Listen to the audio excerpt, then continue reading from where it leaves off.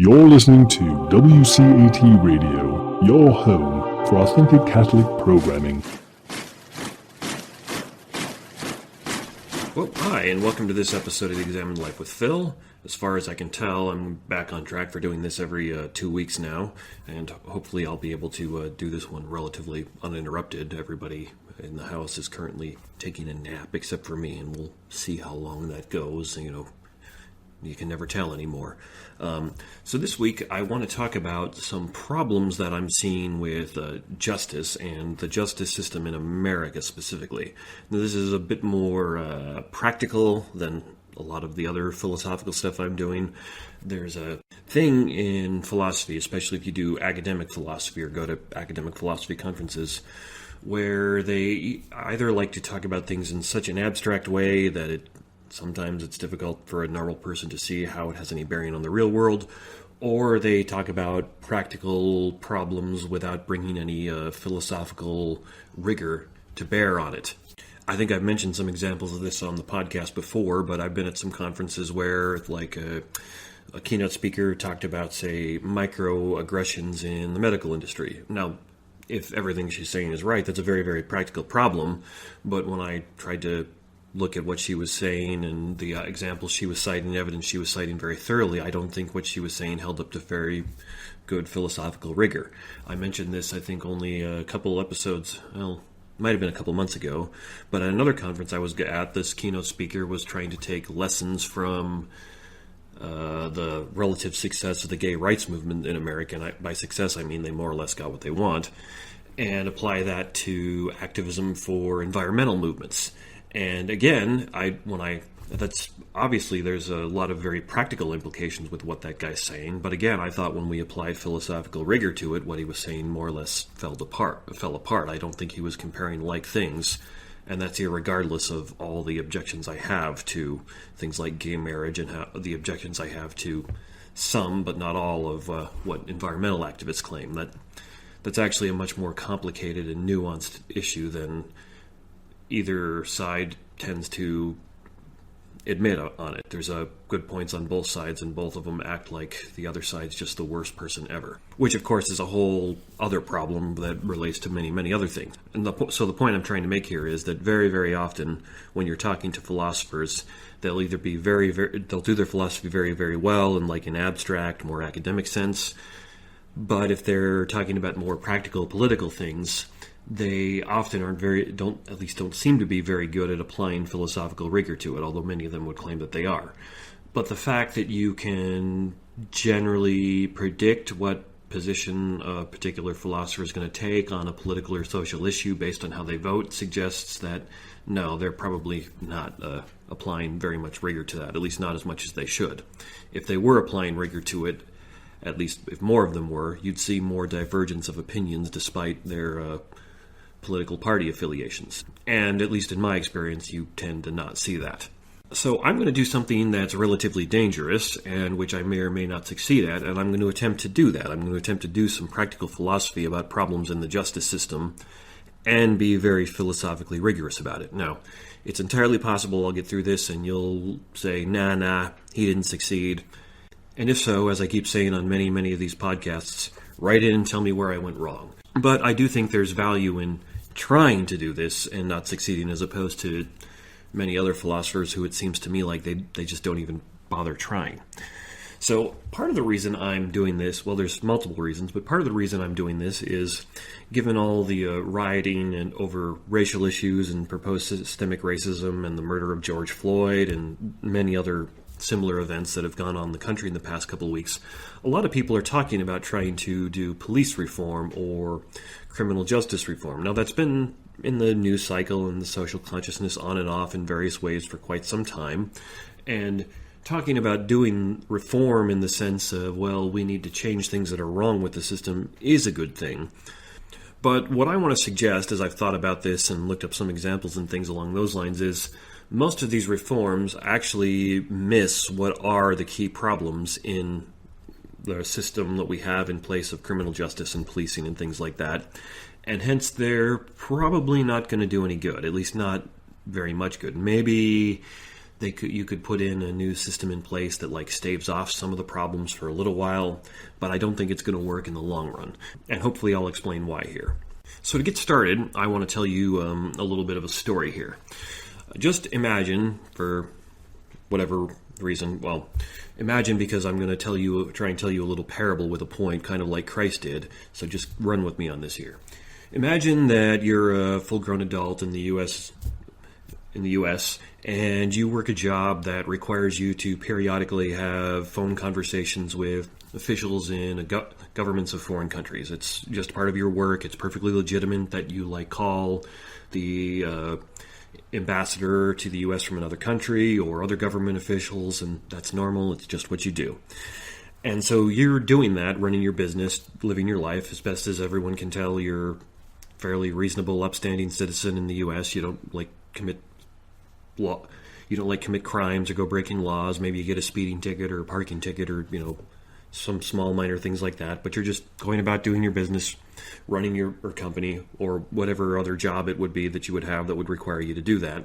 And on top of that, because you're a fairly astute and well-educated person, there's a pretty reasonably good chance that some agencies in the government, like the NSA, maybe the CIA or some other intelligence agencies, are listening in on some of those phone calls you make to government officials, because it is perfectly legal in the United States for an organization like the NSA to listen in on a phone call and take a transcript of a phone call that a U.S. citizen in some circumstances initiates to a foreign government official, although it gets a little complicated, but it's definitely perfectly legal for them to do it the other way. If, say, a member of the British Parliament called you, and for whatever reason the NSA had suspicions about that particular member of Parliament, they could listen in on that conversation, and then, unless there were exceptional circumstances in the transcript, your name and any identifying information would be blacked out. That's legal. Many people don't like that for very obvious reasons, but it happens all the time. It's one of the ways our intelligence agencies work now. So in this situation, you're well aware that that's probably going on because you talk to officials in foreign governments all the time. So you're well aware that there's a pretty good chance some agency, if not the NSA, somebody else, has some records and transcripts of some of your phone calls with these other officials in other governments. And as best as you can tell, you're fine with that because you're not doing anything illegal or untoward. You're not part of any conspiracy. You're just talking to these other officials about various things that you would need to for your job. Well, one day, the FBI comes to you and says, hey, we have some questions about this phone call that you had with this government official from another country.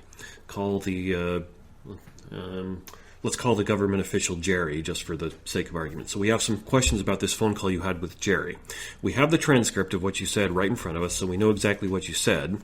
But sometimes the transcript doesn't capture everything, We can't figure out if you were being sarcastic or if you were joking, and we don't get the tone and inflection through the transcript, so we want to ask you some questions about this phone call you had with Jerry, and we've got the transcript right in front of us. So naturally speaking, because you haven't really done anything wrong as best as you can tell, and they know exactly what you've said, you're probably just going to sit there and talk to the FBI agents, because why wouldn't you? They know exactly what you said. They're just asking you to clarify some things in the conversation, maybe get a sense of the tone. Maybe they want to hear your summary, what you thought about the conversation.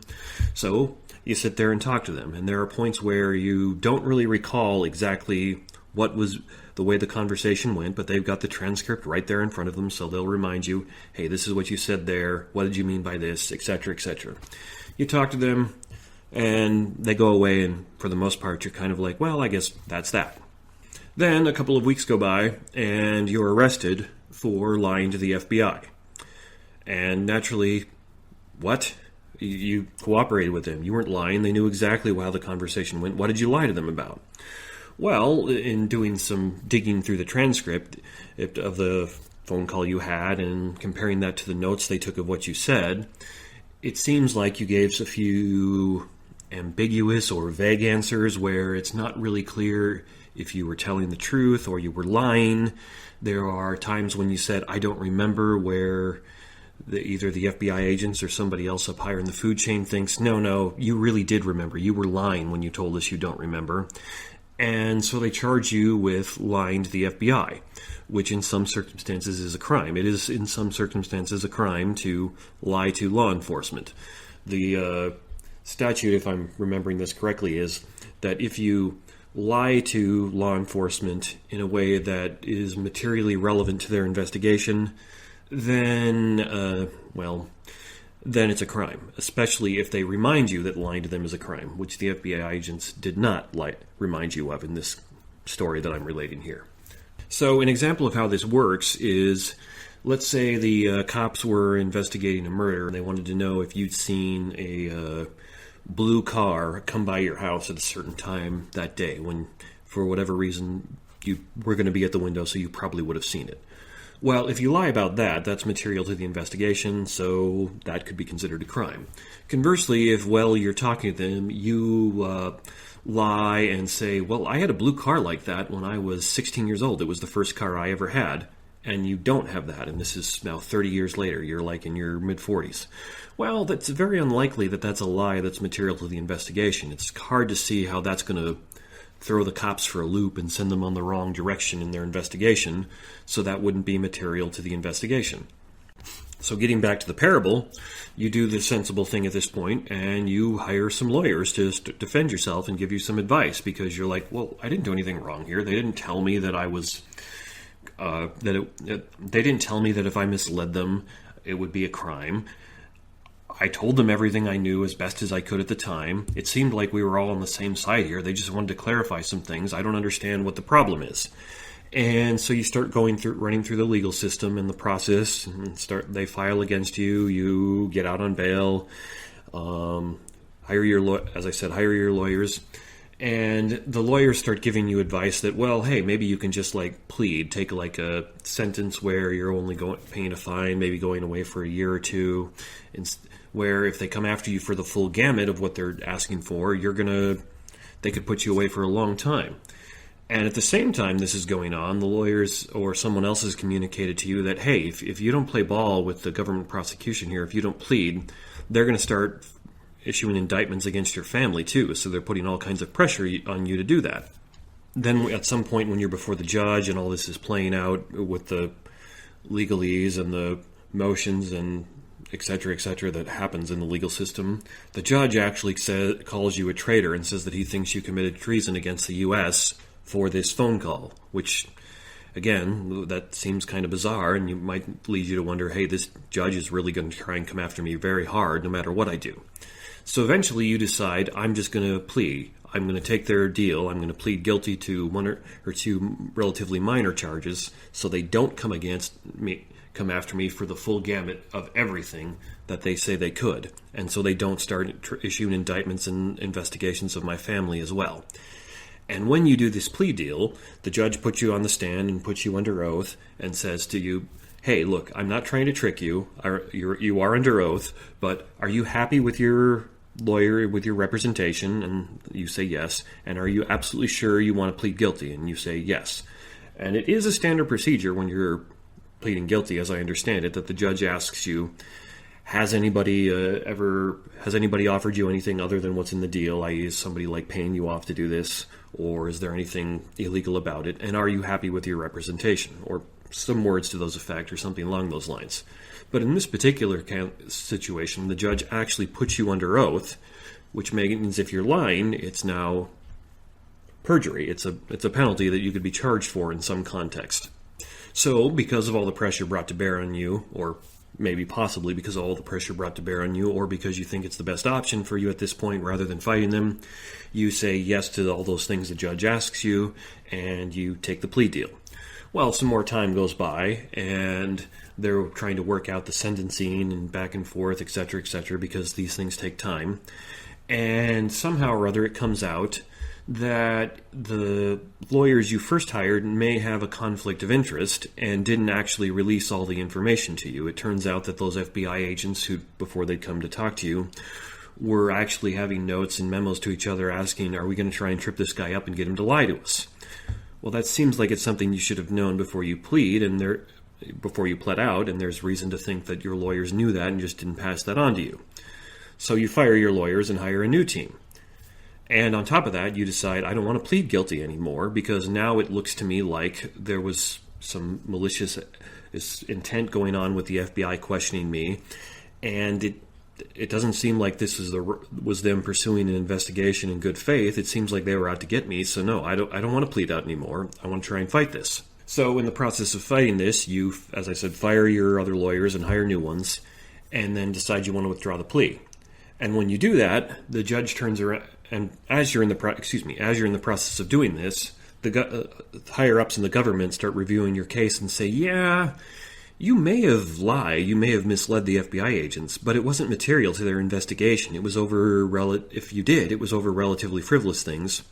So we want to withdraw the case because we don't think we can pursue this in good faith.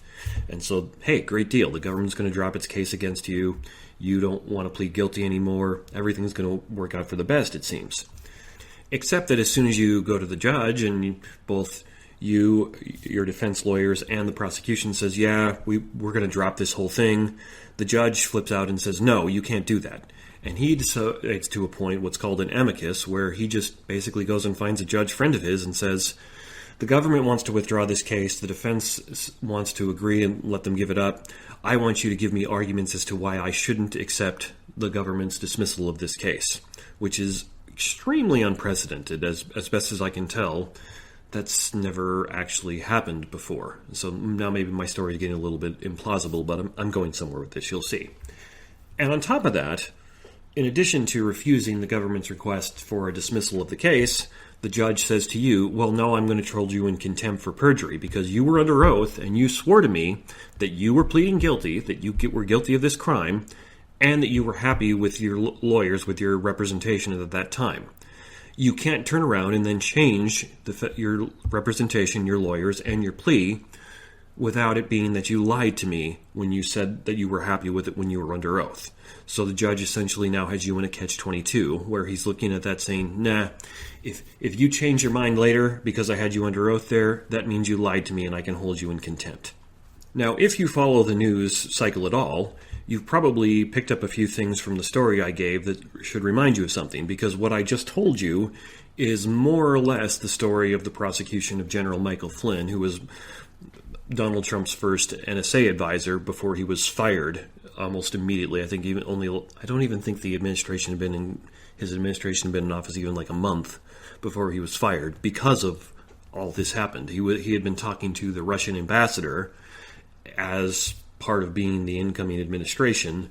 The FBI came to him and said, hey, we want to review a few things that you talked to the Russian ambassador about, and on and on and on it went. I just made it a little more generic in my example, but this is more or less what happened to him, and it's still ongoing, where it's the judge's refusal to grant the government's dismissal of Flynn's case has actually gone up to an appeals court, and as I'm talking about this, it's been argued and supposed to be settled, I think, within the next 8-10 days or something along those lines, because what the judge did there was very unprecedented. The idea of appointing what they called an amicus brief is, I think, the legal term, where he essentially said to somebody else, I want you to function as a prosecutor against this decision because the other two sides agree. It's very, very unusual at best. Now, the reason why I want to talk about this is that it seems very, very clear to me, from being aware of all the ins and outs of how this case has progressed and so many other things like that,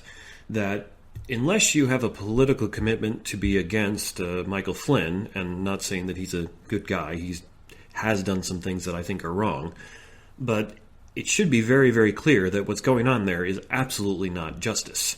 He was maybe not quite entrapped, but he basically committed a crime that he would not have committed had the FBI agents not gone and talked to him.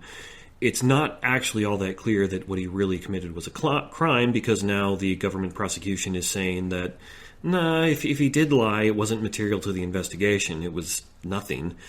The FBI agents at no point warned him that they were going to be adversarial with him. They were actually egging him on. He kind of viewed them as allies.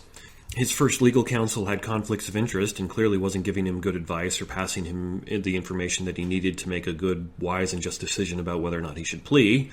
There is a record that the government was pressuring him, saying, hey, if you don't play ball with us, we're going to go after your son as well as you. And the judge really did put him under oath and say, I'm not trying to trick you, I'm not trying to trap you. Are you happy with your legal counsel, and are you really going to plead guilty? And then the judge essentially put him in a catch-22 like that, where he can never change his mind and say, no, I didn't commit that crime, without the judge being able to go back and say, well, maybe you can claim you didn't commit that crime, but now you committed another one by lying under oath to me in my court, and so I can hold you in contempt. And, of course, because everything is this way in our country now and it's so stupid, people are naturally reading that through their political lens, and people who are more sympathetic or favorable to President Trump and Republicans are saying, oh, what a miscarriage of justice that the FBI went after him like this in the first place. And people on the other side of the aisle are saying, oh, what a miscarriage of justice that the Justice Department is now trying to dismiss the case against General Michael Flynn. But I think, what I hope is anyway, if you can just push aside the politics for a second and put yourself in Michael Flynn's place, think that if you had done all the stuff he'd done and had all that stuff happen to you, would you look at that and think, yeah, this is a just and reasonable process. The way the government proceeded is more or less fair. The way the judge and the justice system treated me is more or less fair. Well, I hope you would say absolutely not, because it's clearly not. It's very, very clear to me in this case that whatever's been going on with Michael Flynn's case, it isn't about justice. It isn't about finding out what's good, right, and true and pursuing that. It's clearly been about many other things. I think you could make a very, very good case that the whole reason that they were coming against him from the start was politically based. And you could probably make a good case that the majority of the reason why the Justice Department wants to dismiss it now is more legal than it is that it was a miscarriage of justice. But I want to look at all that and say, this is a terrible miscarriage of justice. You basically had the government come in, trip a guy up on a few words he said, where it's pretty clear he didn't intend to lie or mislead anybody in any way, but maybe he misspoke or said some things the wrong way a few times or whatever, and then they said, ha, you lied to us. Then the judge put him under oath and got him in a catch-22, even while saying, I'm not trying to trick you, I'm not trying to trap you. And then, even when the government comes in and says, we're going to just forget this whole thing, whatever the reason why, the judge still won't let it go and tries to appoint what's essentially a special prosecutor to argue against you as to why he should still be able to enforce some kind of penalty on you. Now, whatever that is, it's quite clearly not justice. In this case, I think what it actually is it's political fights in our country playing out in the legal system where no one has any care or clue about what justice is. Because whatever Michael Flynn did when he was talking to those FBI agents, it seems pretty clear that he didn't intentionally lie to them or mislead them. I would think the spirit of the law then would be, we can let this go. But that's not what it is about anymore. It's about getting your political opponents, about getting your political enemies. So who cares what the spirit of the law is? If we can find a technical way to get him, that's what we're going to do. And although I'm a little suspicious, you could turn around and say that it's kind of the exact same thing as to why the Justice Department now wants to let it go. It's politically expedient to do so, so if they can find a technical way to do it, they're going to do it. The rule of law, whatever that is, let it go. Now, naturally speaking, what most people are going to do here is turn around and say, well, you see, the problem is that those Republicans, that those Democrats, they're using and abusing the system, so we just need to get them out of there. And I say to that, no, you're completely missing the point.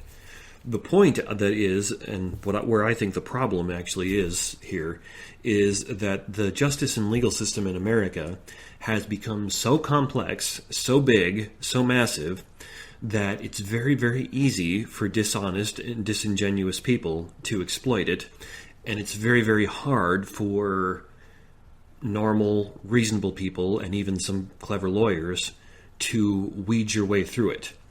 Now, I've talked about this before in different contexts, but the more moving parts, the more parts anything has, whether you're talking about a machine or an institution or a philosophical system or something like that, the more parts something has, the more chances it has to go wrong.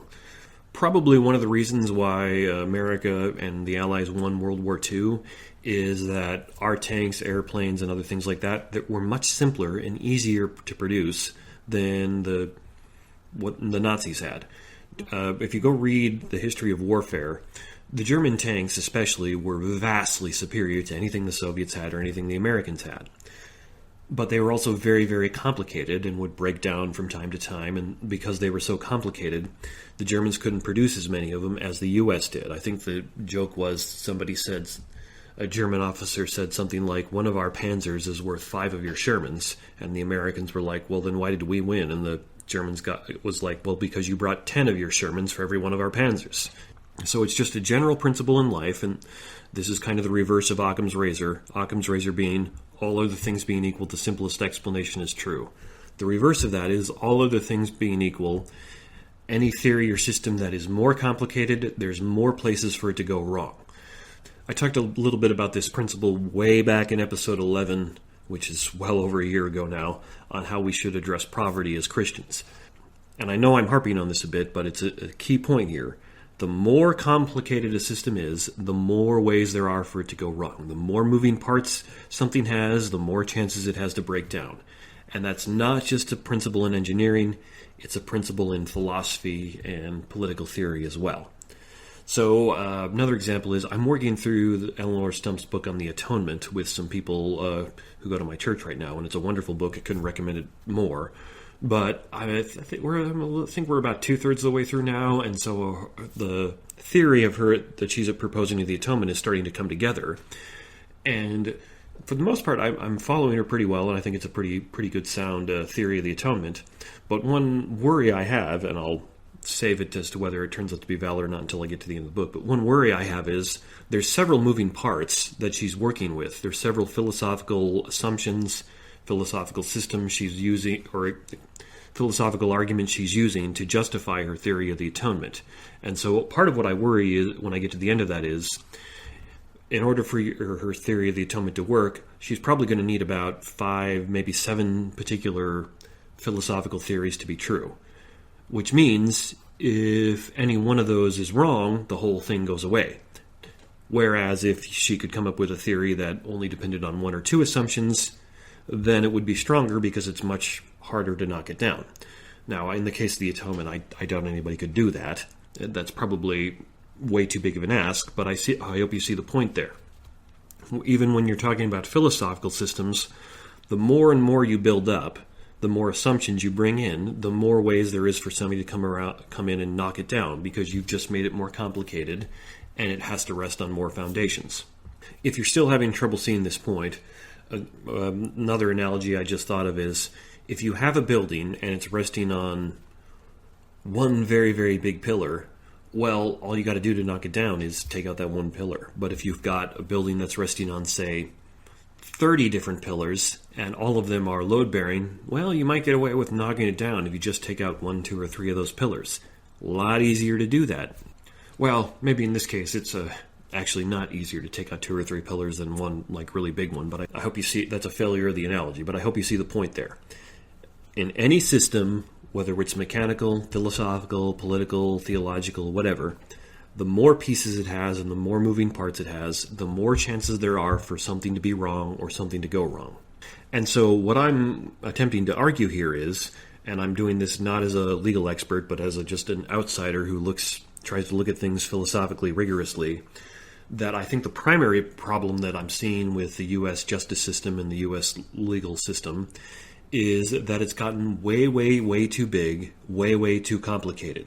Because if I'm right about this principle, then the more laws, regulations, legal procedures, and legalities that exist, then the more chances there is for something to go wrong, and hence the more places there are for a dishonest or vindictive judge, lawyer, or cop to exploit that system and go after people who probably don't deserve it, at least not in that case.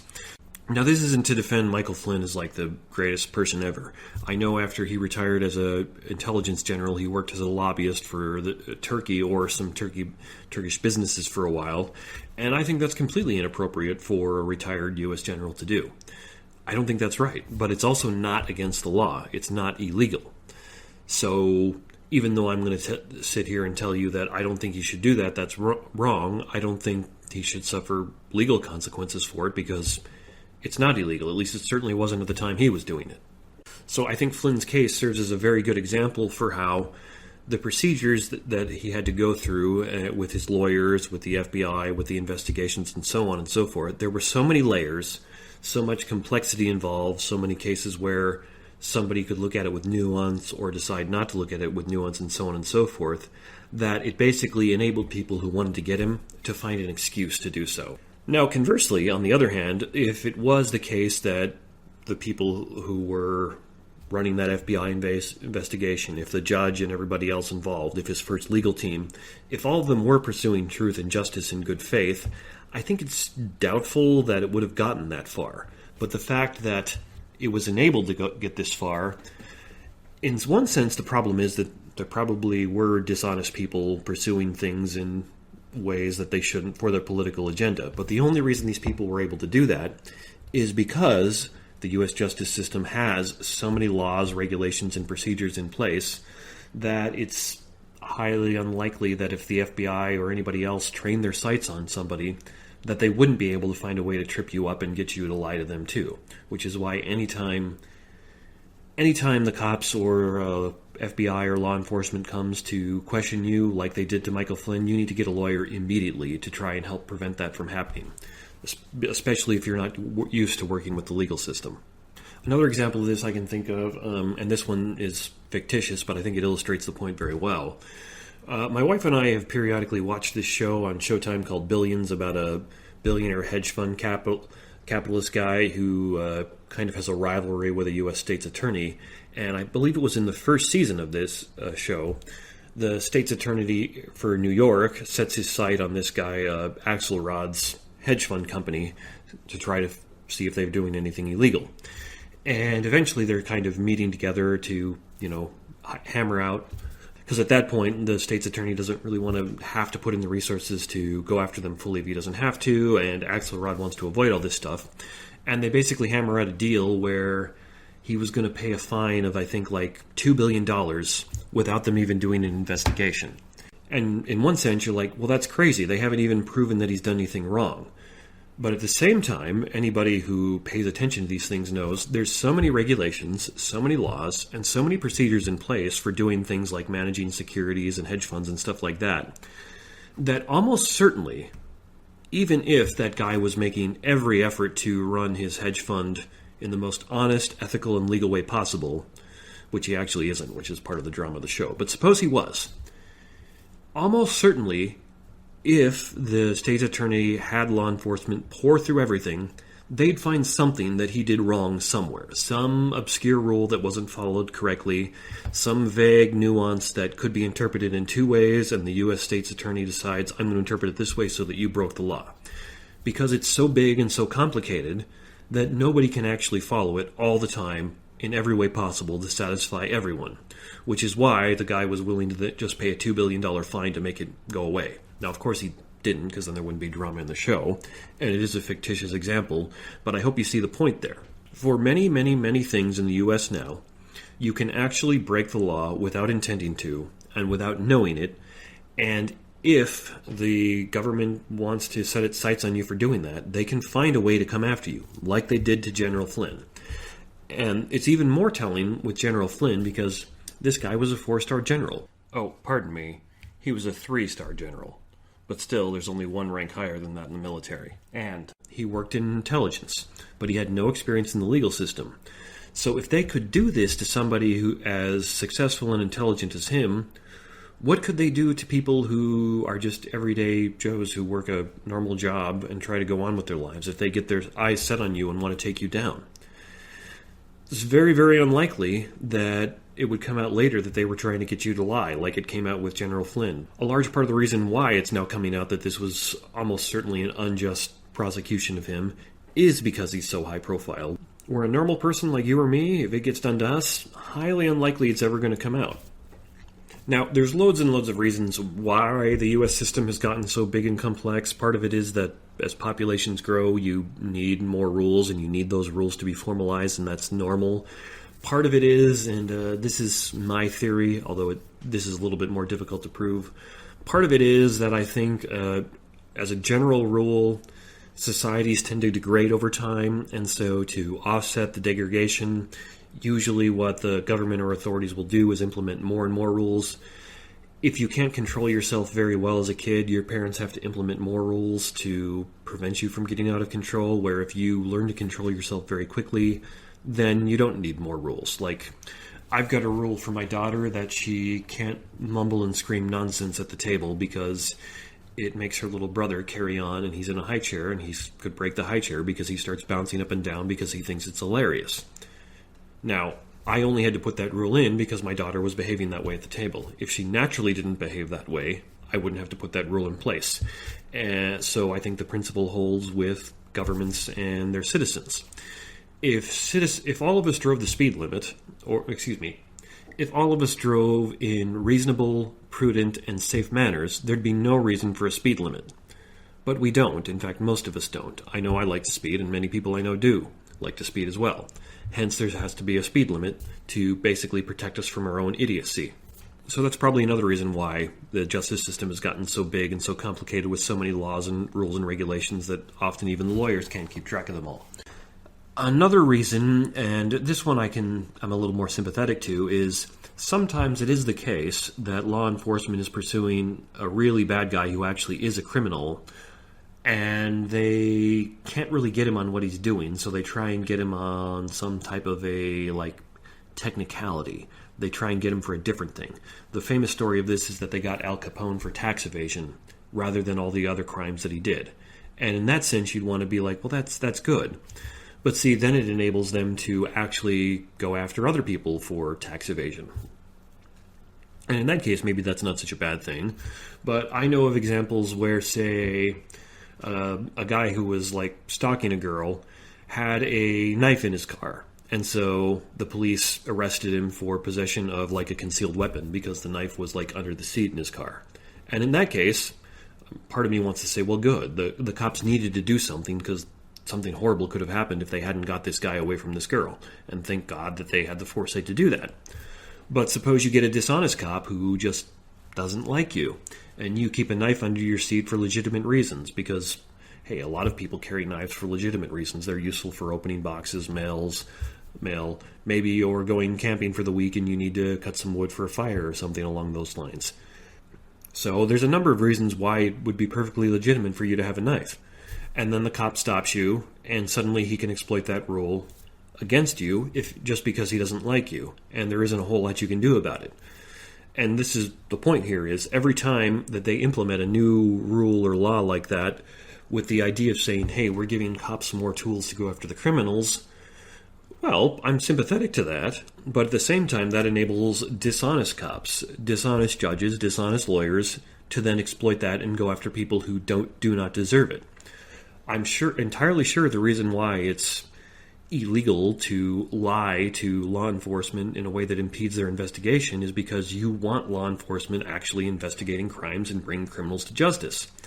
But it seems very clear to me in the case of Flynn, that rule got exploited against him in a way that it was clearly not designed to be used, and it was enabled to do that because it was there. And I'm almost certain that when that law first got passed, one of the ideas was, hey, we're going to give law enforcement more tools in their investigation. We're going to put pressure on people to tell them the truth, and it's going to make things better. And I'm sure some of the times it does, but at this particular time it didn't. And so this illustrates 2 points, first of which is kind of a throwaway thing. The second one leads on to more stuff. The first point is that I have a suspicion, and I can't prove this because I'm not aware of any data on this, but I have a suspicion that a large amount of what's called systematic racism and things along those lines in the justice system, I bet you a lot of that is making use of this problem, that it's so big and so complicated that if you get a racist cop and a racist judge who just don't like black people because they're racist or whatever, there's enough rules and regulations and stuff in place that they can go after people who do not deserve it, and for the most part probably get away with it because unless they're a high-profile person or the media gets a hold of it or something like that, it's never going to come out that that's what they're doing, because all these rules and laws were put into place for other reasons, but they're dishonest and clever enough to use them for untoward purposes. So naturally, what I would say is a good solution to this is you need to scale back the number of laws, regulations, and procedures and things like that in place, because it gives the bad people less of an opportunity to exploit the system, and it gives the system itself less of a chance to go wrong. If you have to jump through 5 different hoops in order to get declared innocent, well, you're going to have to meet them all. If you only had to jump through 1 or 2, you got a better chance. Now, the other point this leads into, the second point, I think, is that this is why a large amount of the proposed reforms and things along those lines don't really work. For more on this, I'd want to refer you back to episode 4 of the podcast, The Importance of and Limitations of Systems. That podcast was all about systems thinking and thinking about not just things in like a linear sense or a deductive or inductive sense, but trying to train yourself to think of the world as many different systems that are working together and all interacting. But one of the key problems with systems, and there's systems in place all over the world and all over in our lives, and they're generally speaking a good thing because they enable us to get things done and make sense of the world. But one of the problems is any human system is necessarily going to be imperfect and flawed because it's a human system. It's never going to work and do everything as it was intended to do 100% of the time. If you're really, really lucky, it might do it 90-95% of the time. And because I'm a Christian theist, I go to church, many of the people I know go to church, I think an easy example of this is you can think of a church congregation in a certain sense, you can think of a church in a certain sense as a system that's attempting to serve its congregation. It's attempting to bring them together as a community, bring them into relationship with Christ, meet other various social needs, and so on and so forth. Now, naturally speaking, there's going to be some people who that particular church just doesn't fit well. That's one of the reasons why you wind up with different styles and flavors of churches that do different things. And as a response to that, what most churches attempt to do is they create another system. They're like, well, the youth don't really enjoy the Sunday service very much, so we'll create a youth group for them so they can be a part of the church in that subsystem that is the youth group. Or children don't work very well in the main service, so we'll create a children's program or a nursery, those subsystems, and so on and so forth. And so the reason why they created those subsystems of a youth group and children's, well, they call it children's church when I grew up, in nursery and so on and so forth, is because the original system, which is the whole church, it didn't quite work for them. So they created subsystems, and that's normally what humans do when we're faced with that problem of people or situations that don't quite fit into the system. We create a subsystem to try to address them. But the problem is that it helps a bit, but it doesn't always completely work because no system is going to work 100% of the time. So even when you create the youth group so that youth will be happy to go there, they're going to be youth who don't really fit in the youth group and don't want to be there for various reasons. They're not going to like the activities. They're going to want to do different things. There are going to be cliques that form there that they're not going to be a part of. And this is a normal thing that happens with all human beings. That's always the case, where there's going to be some people or some things that just don't quite fit in our systems, that just don't quite work. And so you would then, if you want to carry it out to its logical conclusion, you would then, in the case of the youth group, have to form another system, have to form another smaller group that tries to address the needs of those people who don't fit into the other youth group, who don't fit into the needs that are addressed by the main meeting of the congregation, and so on and so forth. And so I hope you can see that just expand that problem out to a whole society. What you have in the legal system is, in many senses, a main system with tons and tons and tons of subsystems put in to try to catch all those instances of things where it doesn't quite work. The whole reason why you have an appeals process is because, hey, sometimes one of the judges or something gets it wrong, or something goes wrong in a trial, so we need a system in place to catch where it goes wrong. That's the appeals system. Sometimes the appellate judges get it wrong, so there's a higher court than that. Sometimes those judges get it wrong, so they go to the Supreme Court, and so on and so forth. And even though it ends in the Supreme Court in our case, I hope you can see the point there. There's subsystems in place to try to catch the people and situations that don't fit the main system. And in the case of the legal system, there's hundreds, if not thousands of those all going on at once, where there's the main legal system and then there's all these other little systems that were put in place to catch all the people and instances that don't quite fit it. And in some senses, that's a good thing, because if you're at a trial and the judge makes a stupid mistake and you are declared guilty when you shouldn't be, well, it's a good thing there's an appeal process, because something needs to catch that. But in the other sense, the problem that brings in is then there's more ways for corrupt and dishonest people, whether they be the lawyers, judges, cops, or other legal people involved, or the actual normal people, the suspects, perpetrators, criminals, or whatever you want to call them, who go through the system. There's more ways for that system to get exploited. There's more ways for it to go wrong because you just made it more complicated. And the problem is systemic in the sense that every time you create a new system to try to catch all those people and things the first system didn't fix, well, the problem's going to show up there eventually too. And if you expand it upwards and keep making these systems bigger and bigger and bigger, then those cracks keep showing up, and people will turn around and try to create another further subsystem to address that again. But as it gets bigger, you start seeing cracks in that one, and so they create another one, and so on and so on and so on and so forth. And so once you understand that, you should be able to see that the vast majority of reforms that are being proposed to combat, say, problems with policing or so-called systematic racism in the justice system and things along those lines, they're really just adding more systems in place. They're really just, in a certain sense, adding more complexity. And so, in a certain sense, some of these would probably make things better in the short run, because that is the natural way we do things.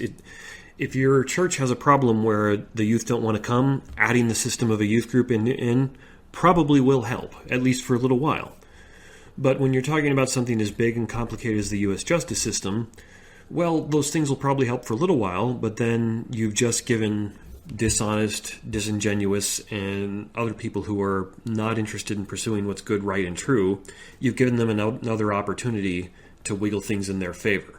So, it seems to me that if we were really, really interested in actually doing reform on many of these things, then what we should do is not add more systems, but we should start taking systems away. It should be very obvious the solution is to start simplifying it, not add more complexity.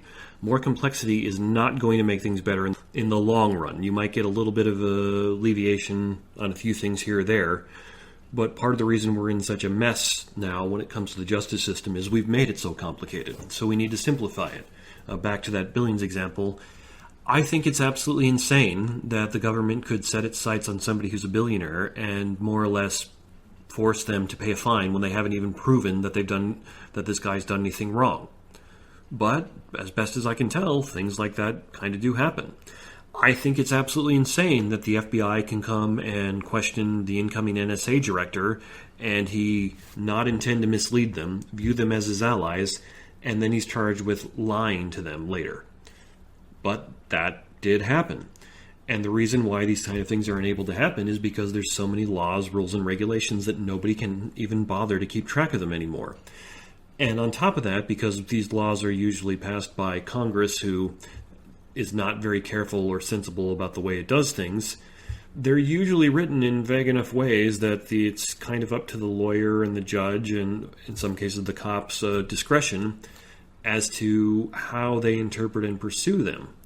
Which again just kind of enables bad people to manipulate it and use the system in ways to do things that it wasn't designed to do and shouldn't do. Here, a more practical example of this is, right now, because of the way George Floyd was murdered, there are some cities and states and municipalities that are either banning chokeholds or considering banning chokeholds. Now, to the best of my knowledge, actual chokeholds, where you're really choking somebody, have been more or less banned or illegal for cops to use for quite some time. The distinction that people aren't making properly is there's a hold that's called a suppression hold, which is, I'm not familiar with martial arts and fighting like I should be or want to be, but a suppression hold is a hold that cuts off oxygen to your brain so you pass out and you go unconscious, but it's not going to kill you. A chokehold actually prevents your body from getting oxygen, and so it can kill you. And that's why those are banned. They're very, very dangerous. But at least in some of the cases where these are being proposed, the proposed ban isn't even distinguishing between chokeholds and suppression holds. So naturally what's going to happen is a cop's going to be engaged in policing, come across somebody who's being defiant or obstinate or whatever, and that they need to arrest. And is he going to use a suppression hold? Well, maybe. But if he does, somebody's probably going to get a video of it and go, no, chokeholds are banned. But because the law or proposed ban didn't actually distinguish between those two, it wasn't written carefully, well, then maybe the cop could get prosecuted for that. Or maybe he couldn't. It's going to be up to a prosecutor's discretion, and now we have to trust and depend that the prosecutor is actually being honest, isn't bowing to political pressure, and is trying earnestly to do the right thing. And so, there you go. There's the problem. You put another system in place, banning chokeholds, in an attempt to address the problem, but all you did is make another step where a dishonest person can come in and do the wrong thing. Or another example of this, where it kind of it's slightly different, but there's been a lot of rioting and looting where people were destroying property and even attacking cops in the past week or two here in the U.S. in major cities.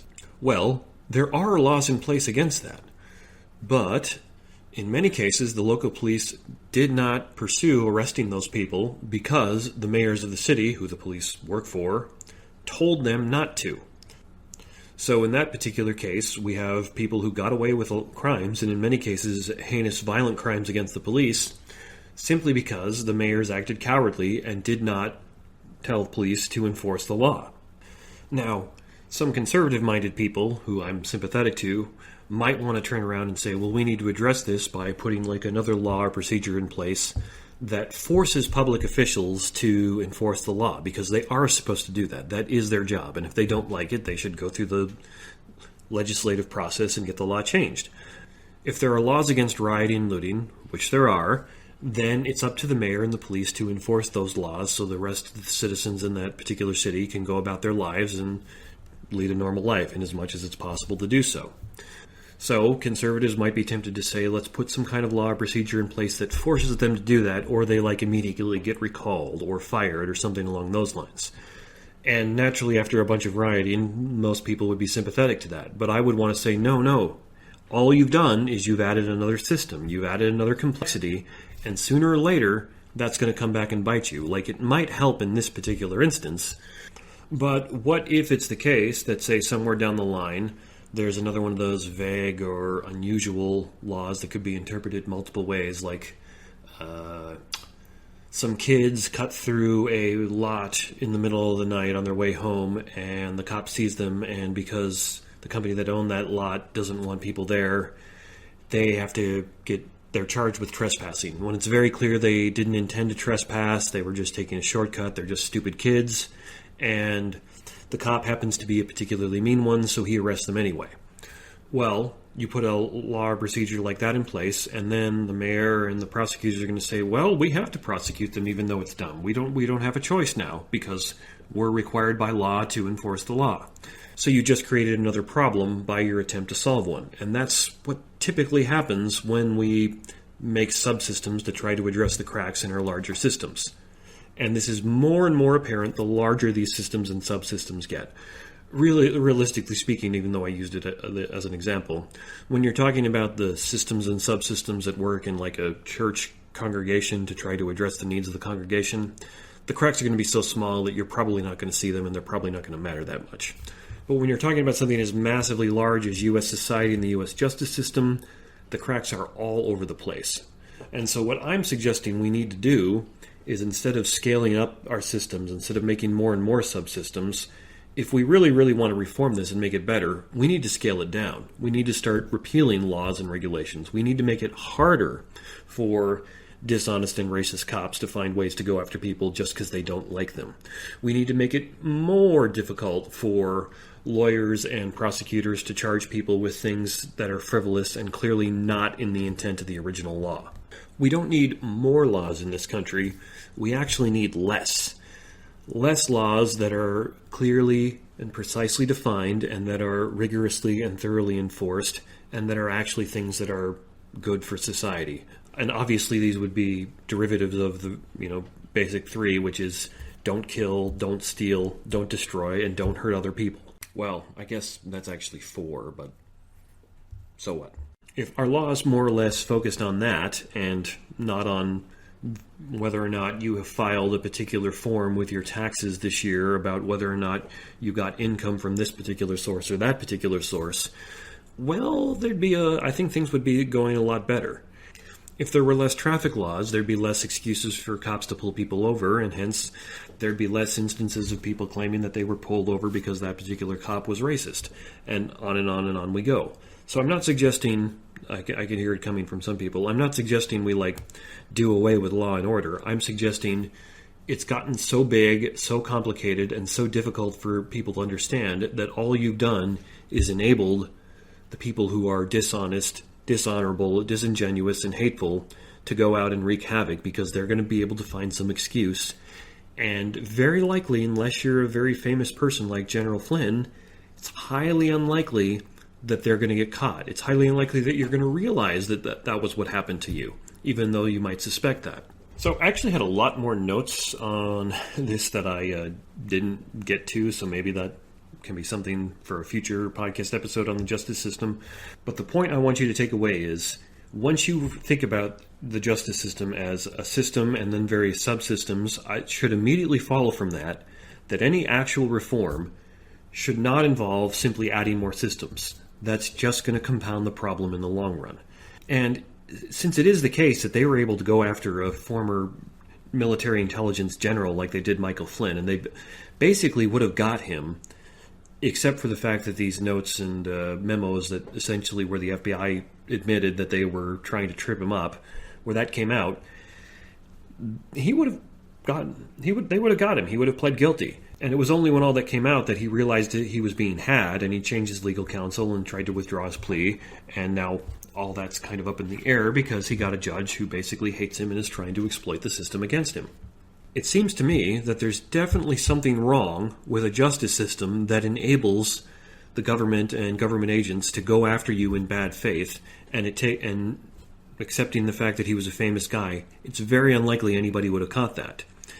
And it seems to me the problem is it's way too big and way too complicated. There's way too many areas where people can pursue these kind of things in bad faith, so we need to make it easier and simpler for normal people who aren't lawyers to understand. It should be perfectly obvious to you when you're breaking the law in this country. And much of the time now, it's actually not. Another easy example that comes to mind is there were the stay-at-home orders that were in effect for much of this country for 2-3 months, depending on which part of the country you're in. Well, how legal those actually were was very unclear. Whether or not you could defy them or not was very unclear in many cases. And in many cases, the orders themselves were notoriously unclear and weird and dumb. The ones in Michigan come to mind especially because there the governors said, you can buy essential items, but not like seeds or car seats, which is dumb. Why? It doesn't make sense. There's no logical coherence to the order that she gave, which is one of the reasons why people pushed back and tried to fight against it. And that's the way many laws are, especially when they're done on the fly spontaneously, as many of those orders were. So anyhow, that's going to be the podcast for this week. Think about the justice system as an actual system, and then all these other subsystems involved, and you should be able to see, yeah, there's something wrong here, and we're not going to fix it by adding more systems. We need to simplify it. And so that's a long-winded, well, hopefully not so long-winded you got bored, but kind of a long roundabout way of me arguing for a little bit more libertarianism in the justice system. We need less laws, more consistently enforced, more clearly articulated, not more vague, don't do that kind of things that can be interpreted in any way. We need more laws written by normal people and less by lawyers in Congress, so more people can understand them. If the governor of your state issues a stay-at-home order and he does it in a legal way, it should be remarkably clear to you what you can and can't do, or her, some governors are women. But the point is, it should be remarkably clear to you which parts of it are legal, which parts are not, and the governor has a responsibility to explain to you why, because the governor is a public servant, not the other way around. So that's what I've got for you this week. We need to simplify the justice system, and that'll make it more just, in my opinion. That's my theory on it anyway. What do you think? What's your theory on it? Do you think my theory's wrong? Do you think we need more laws, not less? Write in and let me know what you think. You can always reach me for a comment of any kind at theexaminedlifewithphil@gmail.com. You can contact me through the Facebook group, which I haven't been updating, but I do need to get back to doing that. It's a time problem anyway. The Facebook group is just The Examined Life with Phil. You can find it if you just do a search for it, and if you do send me a message on there, I'll certainly reply to you. As always, if you like what I'm doing on the podcast, share it with people, get it out to more people, get the algorithms working by giving it a like or a rating or whatever it is that's appropriate on the app you listen to. But the best way to get this podcast to grow is, of course, to just share it with people, send it to people who you think might enjoy it. And that's all I've got for this week, and I'll be back again in 2 weeks' time. Hello, God's beloved. I'm Annabelle Mosley, author, professor of theology, and host of Then Sings My Soul and Destination Sainthood on WCAT Radio. I invite you to listen in and find inspiration along this sacred journey we're traveling together to make our lives a masterpiece and, with God's grace, become saints. Join me, Annabelle Mosley, for Then Sings My Soul and Destination Sainthood on WCAT Radio. God bless you. Remember, you're never alone. God is always with you.